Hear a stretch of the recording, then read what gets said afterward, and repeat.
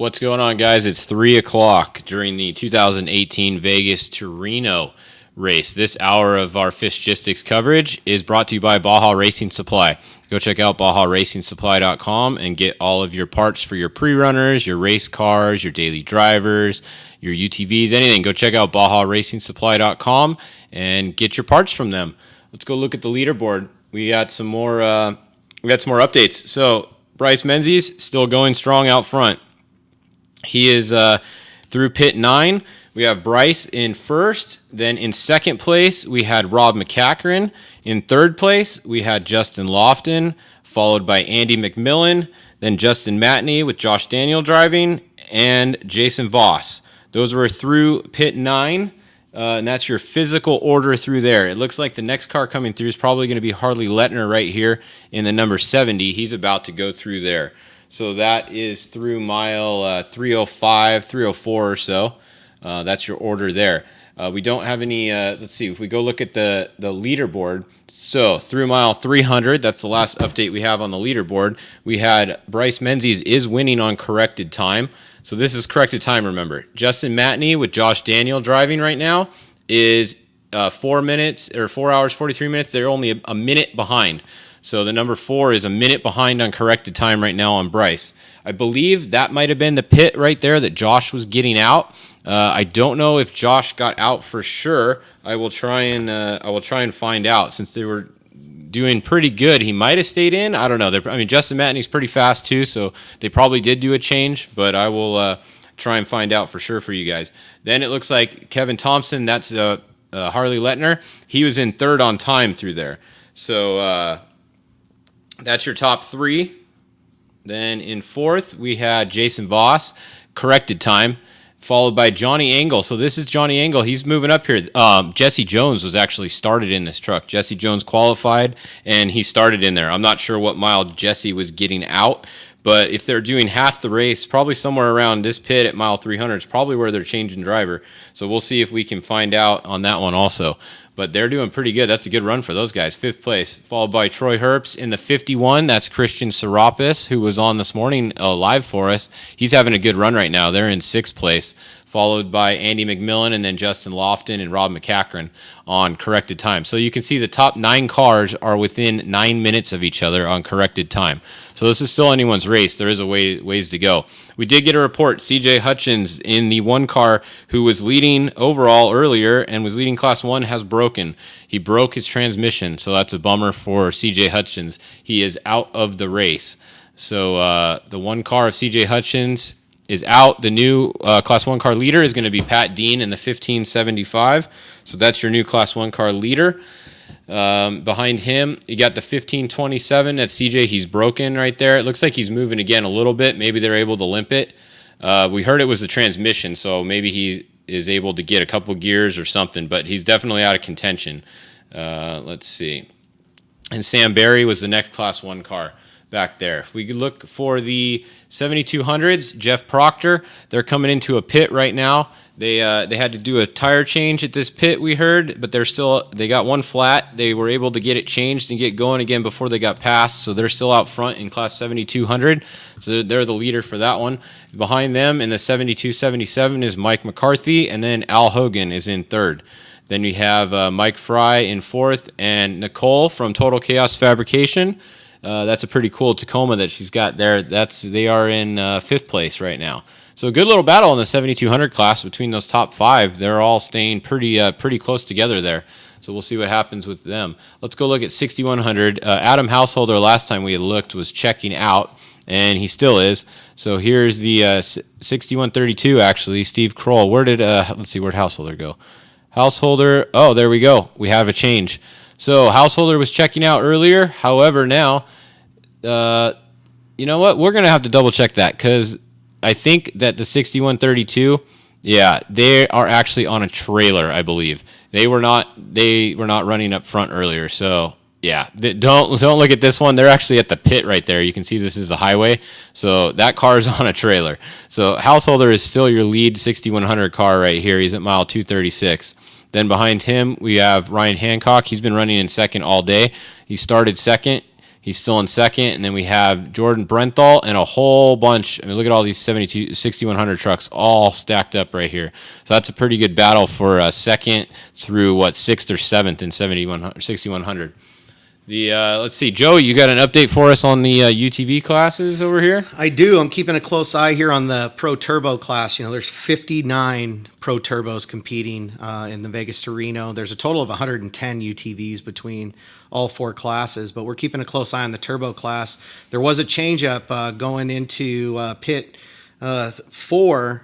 Justin Lambert, who was the physical leader, had some downtime there. So I'm not sure what was going on, but it allowed Brandon Sims to get around him. And he's actually, about a mile or two away from pit 5 right now. So they're about to roll into Tonopah, and he's got a pretty healthy lead. They were separated back at race mile 169 about 20 minutes ago or so. I had eyes on the ground there. Some of our crew were doing time splits. So you had Sims come through at race mile 169 at 2:48, Carver behind him about 3 minutes, and then Lambert behind Carver by about 3 minutes. Romo and then Ryan Piplick were the next two vehicles to come through physically. So we're seeing a pretty good race in the turbo class shake up, but Sims running out front and putting some time down. That'll be dangerous for everyone. On the corrected time score sheet, it's still showing Lambert out there in first because race mile 150 was the time that they clocked him. So even though Sims got out of that pit and passed that race mile before him, when he pulled in, they clocked him first. So corrected as it stands now shows Lambert, then Sims, then Carver. But what's interesting is we're seeing some other names reach up into the top 10 on corrected. Russell Griffin in 4th, Austin Weiland in 5th, Sierra Romo is still running strong in 6th, and then Craig Scanlon in 7th. Behind them, we're starting to see some of the real fast guys that you expect to be up front that were starting deeper in the pack make way. Dustin Jones is 8th on corrected time. Wayne Matlock, who was literally way in the back. I mean, he started somewhere, he 57th off the line, and he's made up enough time to put him in 9th position on corrected. And then Brandon Schuler, a guy who's won 6 Best in the Desert championships, has more UTV racing wins than anyone in the world as far as desert racing is concerned, and he's moved his way up into 10th. He's won this race many times.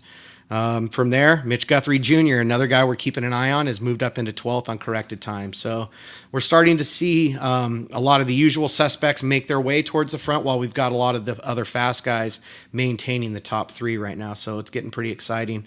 We'll see how the rest shake out as the guys get through pit 5 and start approaching the midway point.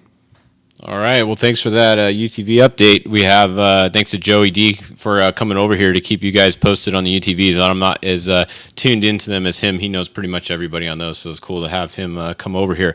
We're just looking at some video right now of some action from the last pit that I was just sent. It looks like the Andy McMillan truck had a problem with their air jack in the Tisco pit there. They've had a couple issues today. That's a bummer for those guys. They're usually pretty dialed. I don't know what's going on with them today, but they looks like their air jack didn't work, and they had to go back to a manual jack in the last pit here. And then the number 4 truck, Justin Matney. Justin did get in. Josh got out of the truck. I just got that update. They also had a jack problem. The number 4 fell off the jack. So we're seeing quite a bit of issues in the pits today that's costing these top runners sometimes. So that's it's quite surprising to see from these top guys pitting. They're usually pretty dialed in the pits. So pits are coming into play and may very well decide this race. Well, as long as those guys keep having bad pits, it's going to give Bryce Menzies a chance to continue to put time out there on the field. Obviously, where'd you say Justin Lofton was at? Is he tracking? Justin is third or fourth running here. So I think we know he's dangerous, but I think Bryce having that fresh air, and if that truck is holding up and running as good as it is right now down the line, he's going to be tough to beat. But it is interesting. It seems like every other Instagram story post on Andy's page is them changing tires. I don't understand why. Why they even having to put that truck up on the jack as much as they are right now, changing out those tires. I don't know if he's just running them that hard or if they've got a problem going on, but seems like a lot of tires going out on the, or at least being changed on the 31. Yeah, that's definitely a bummer because every tire change, definitely costs these guys some time. So I don't know. Yeah, like you said, I don't know what's going on with that, but they are losing some track position for sure. The other car, the number 4 here, they were actually running. If we look at the leaderboard here, they were running in second place at mile 300. They were only less than a minute off of first. So for them to have a problem with the car coming off the jack in the pit, definitely, and they did a driver change. So by the time they get to mile 350, I have a feeling that number 4 is going to be dropping back a little bit with some lost time in the last pit. So, like you said, this is Bryce's race pretty much at this point. I think. I mean, he's out front. It's a new truck, so that's good and bad. Most of these guys' trucks are basically brand new when they come to the race as far as parts wise, but they don't know exactly how far the number 7 can go on parts. They haven't, they've put a lot of test miles on it, but we heard they had some problems with the front diff at one point. We heard they got it dialed in, so I think we're going to see if they got it dialed in or not today. Yeah, I got to believe that they've, at least through this far in, with as hard as he's got to be driving to stay and to get that much time out there, that diff's got to be holding up pretty well right now if it's in the truck, right? So yeah, I would think so. I have a feeling that truck, well, we talked about it at the beginning of the race, Bryce with clean air and a solid truck, and he's going to be really tough to beat. And there are some fast guys, but this is one of those races where it's really tough as you get past the midway point to start making up time. It's a flat out race, and it's a drag race right now. So yep. It's going to come down to pit strategy and mechanicals. Yeah, and speaking of the halfway point, the Class 10, someone was asking about Class 10s. They're at the halfway point right now. The 1001 of Brock is out front. He's been out front all day. It looks like he's still hanging in there, but not too far behind him. We have some more 10s here. We got the 1003 right here, and the 1084 and the 1080. All those guys are still well within striking distance physically. And then let's go look over at the Class 10 leaderboard real quick. Let's see, scroll up to Class 10. So mile 200, you see Brock had a 3-minute lead, exactly 3 minutes, over LaPaglia in second place in the 10:38. This is on corrected time. Mm-hmm. So it was Brock, then LaPaglia, then McMullen. Here, just another minute back, and then a minute back to the next car, and a minute back to the next car. So they're all, the top 5 Class 10 cars are all within 5 minutes or so of the leader at mile 200. So definitely anybody's game in Class 10, you're going to have some pit strategy come into play in that class too. Hopefully their cars stay on the jacks in that class. We'll see what happens with that. Any other classes you guys want to look at real quick while we're on this hour update? Let me know. I think we covered the leaders. Here's BJ Baldwin back here. Somebody was asking us about him. He seems to be off the pace today. I haven't heard if he's had problems or what, but he's definitely losing time and a ways back. He's still moving, so I don't know what the deal with BJ is. We haven't heard anything specifically. Let's see who else is back here. Anybody else? Jerry Zayden in the Camberg truck with Welchel driving. They are moving along. They are back. I'm not sure what place they're in. They're back a little ways. They started back a ways, so they're kind of just staying right where they started, it looks like, maybe. Was Zayden actually getting in the truck this race? I don't know if he was or not. Pulling hooky on us? Yeah, I don't know. I'm not sure what they do with their drivers anymore. I know Welchel starts it, and then from that point on, I'm not really sure. But we do know the 70, Kevin Thompson, is going to have Harley in there the whole day. I did not hear of any plans of Kevin himself getting in the truck. So that's another truck keep an eye on. He's just sitting outside of the top 5 physically here, but on corrected time, Harley was moving up earlier in the day. So that's a Herps Smith fab truck there. Ramses so we'll see. just jumped in there. Ramses with King Shocks said that BJ swapped a transmission. There we go. So BJ blew a tranny and had to swap it out. So that's a bummer for them, but at least he's going again. I'm glad to see they changed it. I know he had some downtime at the 500, and he changed it and kept going too. So I'm glad that he's back in the mode of finishing races. So that's always good to see.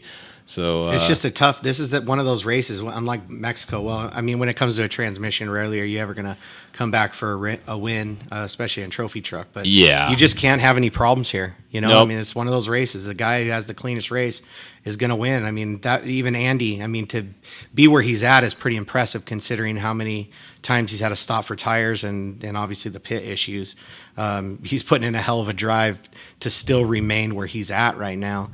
But, again, comes down to Bryce as he's moving into the next pit. If he keeps having that, keeps having a clean run with clean air, he's going to be tough to beat. Yeah, I mean, like you said, looking at Andy, I mean, he's hanging here right with these guys still. I mean, he started 5th and he's 6th physically. So physically, he has only lost 1 spot and he's had a bunch of issues. So that just shows you how fast he's actually going when he's not in the pits having issues. So, I mean, Andy's definitely on it. He's doing all he can do. Let's hope that they can get, the other guys to do their job right and, not have any issues in the pits, and they might be able to pick some of these spots back up. Anything can happen. There's a ways to go. It's not over till you cross the line. There's still a lot of racing left, and anything can happen in the desert. You never know. A guy could have a big lead like Bryce has, and something can happen that allows these other guys to make up time. So you got to keep fighting, and you got to keep pushing through and have clean stops, get in and out of the pits nice and smooth, and stay out on the course and see what happens. It's definitely going to shake up. Hopefully we can get some more updates and some more videos in so we can capture some of the drama actually visually from the race course. Yeah, it looks like they're almost to pit 10 now, so maybe we'll be able to get some. I'm not sure if we have anybody at pit 10, but hopefully we do. We'll post some more videos to the page as soon as we get them in for you guys, and then we will be back at 4 o'clock for the next update. So just real quick again, your leader is still Bryce out front, and we'll see if anybody can run him down. We'll see you guys back at 4 o'clock. Thanks to BajaRacingSupply.com for this update, and thanks to Joey D for stopping by.